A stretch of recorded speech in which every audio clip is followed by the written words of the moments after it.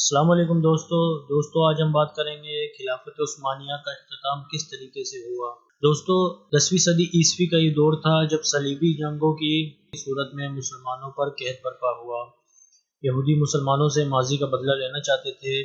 اس کے لیے انہوں نے سب سے پہلے پروٹسٹنٹ مذہب جو عیسائیوں کا ایک عقیدہ ہے کو اپنا اعلی کار بنایا، اور بعد میں چل کر انہی انگریزوں سے ان کو یہ اجازت ملی کہ وہ فلسطین میں جگہ بھی خرید سکتے ہیں۔ انگلستان کا یہ وزیر اعظم ہی تھا جس نے ان کو یہ اجازت دلوائی کہ وہ فلسطین میں اپنے کاروبار کے لیے، رہائش کے لیے جگہیں خرید سکتے ہیں، ورنہ یہ بات دنیا کو معلوم ہے کہ جب تک ترک حکومت یا خلافت عثمانیہ قائم تھی، یہودیوں کو فلسطین میں زمین خریدنے کی اجازت نہیں تھی۔ دوستو اگر تاریخ میں جائیں تو پتہ چلتا ہے کہ جب حضرت عمر رضی اللہ تعالی عنہ نے یروشلم کو فتح کیا اور مدینہ سے اس کا چارج لینے فلسطین کی سرزمین کی طرف آئے، تو اس وقت عیسائی پادری یا حکمران نے معاہدہ حضرت عمر سے کیا تھا کہ اس سرزمین پر آپ کبھی بھی یہودیوں کو آباد نہیں ہونے دیں گے۔ دوستو آپ اس بات سے یہ اندازہ بھی لگا سکتے ہیں کہ یہودی اور عیسائی شروع دن سے ایک دوسرے کے دشمن رہے ہیں۔ اس عیسائی حکمران نے یہ معاہدہ حضرت عمر رضی اللہ تعالیٰ عنہ سے کیا اور اس بات کی خواہش بھی ظاہر کی۔ اس معاہدے پر حضرت عمر رضی اللہ تعالیٰ عنہ نے سائن کیے، اور یہی حضرت عمر رضی اللہ تعالیٰ عنہ کی خواہش تھی کہ کبھی بھی یہودی اس سرزمین پر آباد نہ ہو پائیں۔ یہودیوں نے خلافت عثمانیہ کے سلاطین اور سلطان عبدالحمید کو بہت رشوت اور مارات دینے کی کوشش کی، مگر ان سب کے باوجود جو فیصلہ حضرت عمر کر گئے تھے اس سے نہ ہٹا سکے، اور اصل میں خلافت عثمانیہ کو ختم کرنے کی یہی فری میسنری ہی سبب بنتی ہے۔ یہودیوں کے لیے سب سے بڑی رکاوٹ کیونکہ خلافت عثمانیہ ہی تھی۔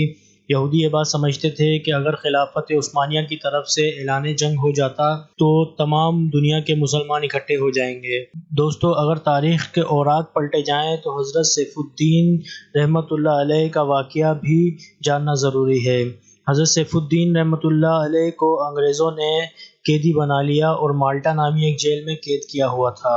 ایک دن وہاں کے انگریز کمانڈر سے شیخ الہند نے سوال کیا کہ آپ ہماری خلافت کے پیچھے کیوں پڑے ہیں، حالانکہ آپ تو خود کہتے ہیں کہ ترکی یورپ کا مرد بیمار ہے اور یہ ناکارہ ہو چکے ہیں، تو کیوں آپ خلافت کے پیچھے اور ترکی کے پیچھے پڑے ہوئے ہیں؟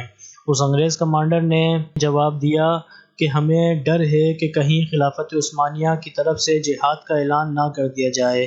اگر ایسا ہوا تو پوری دنیا کے مسلمان کفن باندھ کر ہمارے خلاف نکل کھڑے ہوں گے۔ چاہے سے خلافت عثمانیہ خستہ ہو چکی ہے یا مرد بیمار ہو چکی ہے، مگر اس دور میں بھی اس کی بہت طاقت ہے، لہٰذا اس لیے خلافت عثمانیہ کو ختم کیا گیا۔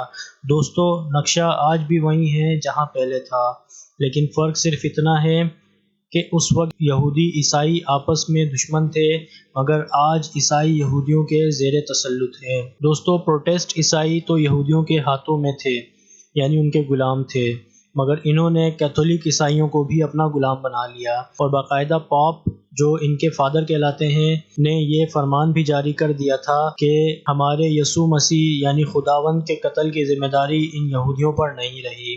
حالانکہ تاریخ گواہ ہے کہ یہودیوں اور عیسائیوں کی لڑائیاں، جنگیں اس بات پر ہوا کرتی تھی کہ یہ ہمارے یسوع مسیح اور خداوند کو برا بھلا کہتے ہیں اور ان کا قتل ان کے ذمہ ہے۔ 1920 سال کے بعد آج ان کو بری ذمہ کر دیا گیا۔ دوستو بہت سے ممالک اسرائیل کو تسلیم کر چکے ہیں اور ون ورلڈ آرڈر کے تحت عالم کفر، عالم اسلام پر ٹوٹ پڑے ہیں، اور یہ بات کہنا بھی غلط نہیں ہوگی کہ عالم اسلام میں سے عالم عرب ان کے شکنجے میں پھنس چکے ہیں۔ دوستو یروشلم کا پورا حصہ یہودیوں کے قبضے میں ہے اور صاف کر دیا گیا ہے۔ یہودی مسجد اقصی کو شہید کر کے ہیکل سلیمانی کو قائم کرنا چاہتے ہیں، کیونکہ تیسری مرتبہ ہیکل سلیمانی کی تعمیر ہونی باقی ہے۔ ان کے لیے یہ وہی اہمیت رکھتا ہے جو ہمارے لیے کعبے کی اہمیت ہے۔ دوستو ہیکل سلیمانی پہلے 2 مرتبہ مسمار ہو چکا ہے۔ آج پورے 1945 سالوں سے ان کا کعبہ زمیں بوس ہوا پڑا ہے۔ دوستو یہودی ہیکل سلیمانی بنانے کے لیے بے تاب ہیں، کیونکہ وہاں تیسری مرتبہ ٹیمپل کو قائم کرنا چاہتے ہیں۔ یہودیوں کا اس زمین پر آنا محض ایک اتفاق نہیں بلکہ ایک پلان تھا۔ اب تک تو یہودی اپنے پلان میں کامیاب رہے ہیں، لیکن ان کی کامیابی میں حائل رکاوٹ پاکستان ہے۔ دوستو، اگر اسرائیل کو اس خطۂ ارض پر کسی سے خطرہ ہے تو وہ پاکستان اور ترکی ہے۔